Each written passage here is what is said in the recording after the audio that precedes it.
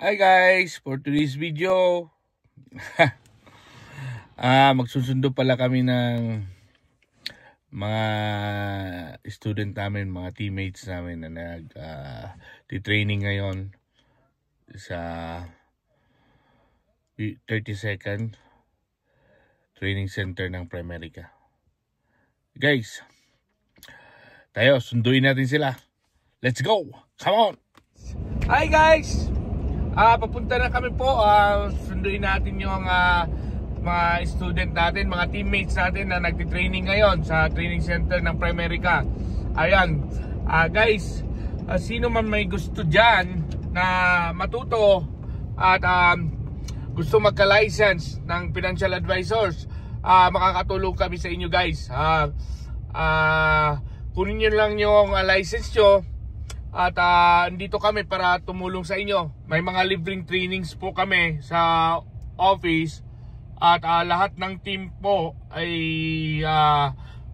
may bukal na kalooban na para kayo i-guide sa business po na ito.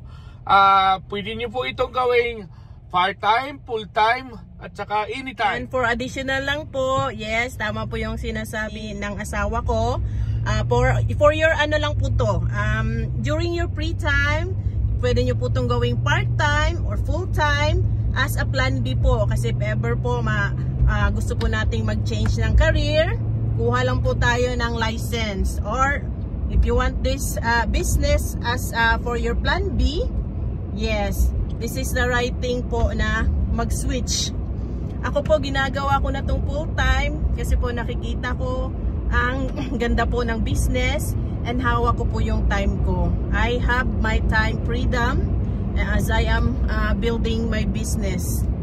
How to do this business po? Mag-register lang po tayo and then after registration, bibigyan po tayo ng sariling representative code at yun po yung access natin sa portal ng business. And after that po, magpa-schedule po tayo ng klase. Attend po tayo ng 4 days. Only 4 days lang po for pre-licensing. 2 araw para sa pag-aaral. Pag-aaralan nyo po yung 4 na modules from concept, fundamentals, and theories of life insurance, accident and sickness, seg fund and annuities, ethics and professional. Yan lang po for 4 days. 2 weekends. Meron po tayong in-class at meron din po tayong in-person. Kung gusto nyo pong mag-in-class, pupunta po tayo sa sa 32nd po at saka meron din po tayong training center sa Heritage. Expect po tayo na 8 hours po yung klase para din po tayong pumapasok sa school.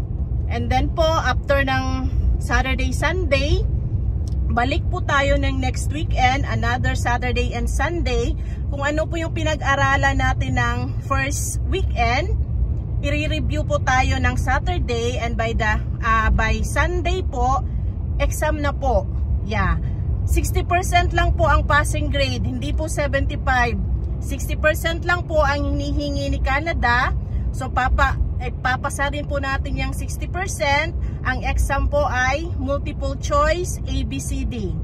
Yes, yan po. Madali lang po ang exam. And then after that, kung mapasa na po natin yung pre-licensing exam, tsaka po tayo magbubook ng provincial exam. Ang training center po sa provincial exam is pupunta po tayo sa downtown. Mag-schedule lang po tayo ng exam. Pwede po nating gawin 1 at a time. By this week, exam po tayo ng ethics and then another next week, isa-isa lang po. Kung kaya nyo pong sabayin, why not? Yes. Kaya ganyan po ang ginawa namin. Take the exam and then we got the license and now we are starting to build our business.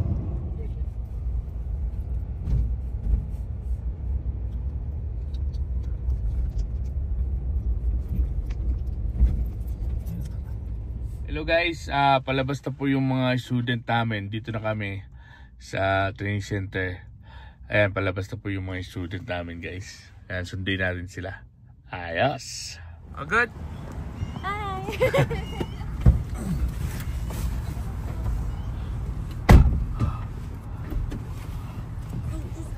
Ayan na po mga student namin, guys. It's our student. How's the school? Perfect. Perfect. Very That's nice. good, right? Very nice. Tell everyone to come to the school and make some money. Of course, if you're interested in making money in Canada, Primerica is the best place for you. Oh wow, number one. How about you, Erica? I'm alive. Everything good? Yeah? Everything good? We will get our license, okay? Yes. We will get our license. Go, go!